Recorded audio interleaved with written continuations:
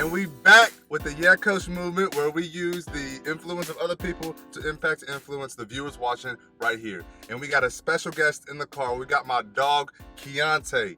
He has been an influence in my life in the workplace. We used to work together at the same job. And we're starting a new series today. And it is about what is freedom and what the idea of freedom, what does it mean to be free? Really, that's all it is. So, Kiante, what is your definition of freedom? Freedom to me is just the opportunity to do like any or whatever you want to, like the opportunity to get up and walk and just look around and just explore life and have your own opinion and perception of it. That's freedom to me. Like when you boxed in and you're not really looking at something from your own view and you can't really like do anything with your own like of your own volition. That's like the exact opposite. And anything that you do with your own choices, that's freedom to me. You can make your own choices, that's true freedom. And often enough, we don't make our own choices, even if we think we are. We're influenced by a lot of factors, a lot of outside stuff that make you do stuff you think is your decision, when really you just following trends. So when you make a true, honest decision that is from the heart, that's freedom. Man. So is it the actual decision making or having the ability to make the decision? The ability, because you don't have to do anything. Like that's freedom too. The fact that you chose not to do something, and I get stuff from cartoons and whatever. But if you have that option, even if you choose not to do something or use that to its fullest, the freedom to do either or is what it's all about. Because I believe in string theory, and that every decision splits off into a different multiverse. So to me, just having a decision itself is freedom. I'm gonna cut it right here. We're gonna grab the food, and then we're gonna. Thank you, sir. Yep. And then we're gonna start another question. Nice. Actually, I'm about to just mix it. Shake this up real good before I just try to mix it myself. He's a fucking genius.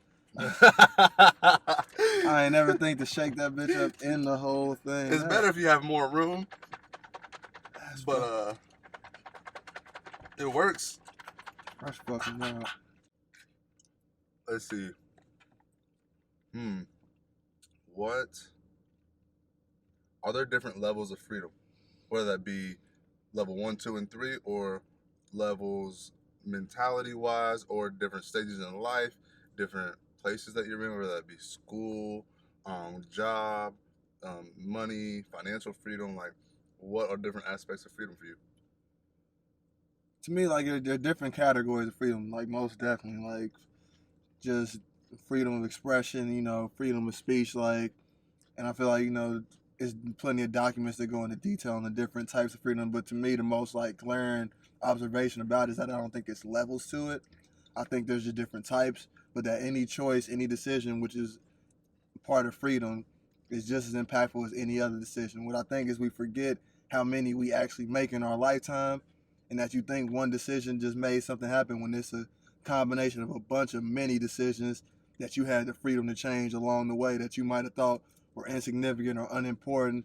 Like I always tell people that is with me, like every dime you spend, when you want to buy something and you ain't got the money, think about every dime you wasted on something that you didn't really need, and what would happen if you, for your entire life, saved that little bit of money. You probably haven't, and would enable you to do different shit. So I don't think there's any levels to it. It's different types of freedom, and you can go obtain each at your own like volition, which is another freedom in itself. But they're all same at the time, and I think it's just what you focus on in the moment. It deserves bite. What about freedom of the mind? What do you think is one of the biggest traps that people face when it comes to freeing the mind? What are they trying to free their mind from? To free the mind, and what do people do to free the mind? I think that revolves around your identity and what you do with it. Who you think you are and who you actually are actually two different things, and most people don't really understand that. And I think what people struggle with, like in freeing their mind, is what exactly their mind consists of. What does your mind want? What is your mind like? What do you really enjoy, and what do you really want out of life? Like, and I think people often like change their perception of things and think they want this and they really want this and they like this and they don't like this, but it's not really what they like. It's what they've been taught to like. Like you get a whole bunch of different values from the world around you, and I think that shapes your mind into something that it wasn't when you were originally born. Because we look at kids and they're so open-minded, and the kids trust everybody and they do anything because they just want to enjoy themselves. And I think over time your identity gets clouded between the front of what you're acting like and who you really are. And so to free your mind, you have to, connect the dots and know where's the disconnect between each of those different identities, because that's like the two sides of each person. So what helped you in deciding what your identity was when it comes to freedom? Thing that's more or less shaped my mindset and, helped me free my mind was like the adversities you go through. Because I've always, learned that through adversity, you pick and choose what's really important. If you got to choose between two things, if it's life or death, and you got to choose like what you got to take, like when people say, what would you take to an island with you if you had to take three things? That type of adversity can dictate what really makes you who you are. And I've been through certain type of adversity, and I look at it, and whenever I face something that's like conflict or trouble, and I look inwards first before I look outward at what other people did in the situation. You got to look at what you did and what you do and what your will was on the situation. And just, you don't tend to do that when you're comfortable. When you're comfortable, you're just thinking about pleasure. And pain and pleasure are two halves of the same coin. So when you bring the pain, you figure out what really brings you pleasure and what will really make the pain like less effective. So that's why people that don't go through trials or through anything tend to be depressed, and you can get rich and then get depressed because you think money is what makes you happy, when that's not really what it is. And so I like the adversities in my life because they have shaped me and helped me figure out what I don't like, why I don't like it, and what I do like and why I cherish it so much. And I think people don't give enough time to that or themselves because they paying attention to too many other people. So my advice, take your adversity and reflect on yourself, because it'll make you better than you ever thought you could be. Wow, that was deep. That was a really, really in-depth answer. I really appreciate that. I'm an A lot of introvert.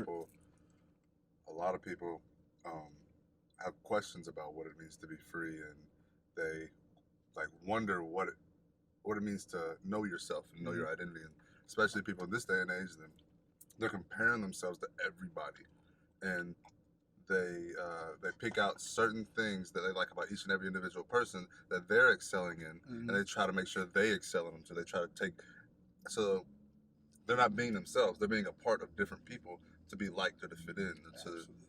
So it's deep that you say that adversity is what defines your character. That is what defines your identity.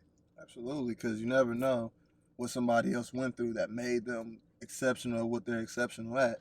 You just take it at face value. So it opens your eyes to a lot of things when you go through your own like struggles, and it makes you more receptive of what other people may or may not go through as well. Like, it's a great perception to have. Man, the whole purpose of me doing this is so that I can feed into people, so I can pour into people, and Coach. not pour into people by myself, but pour into people with others. But I also want to feed and grow from other people. So just thank you, man. There's one more thing that we got to do before we leave, though. Absolutely. What can I do for you? On the count of three, can we just say, yeah, coach? Of all right? course, man. We're going to hit this. I want everybody to say it with us, all right? Put it in the comment section below. On the count of three. 1, 2, 3. Yeah, coach! Let's get it! And we out of here.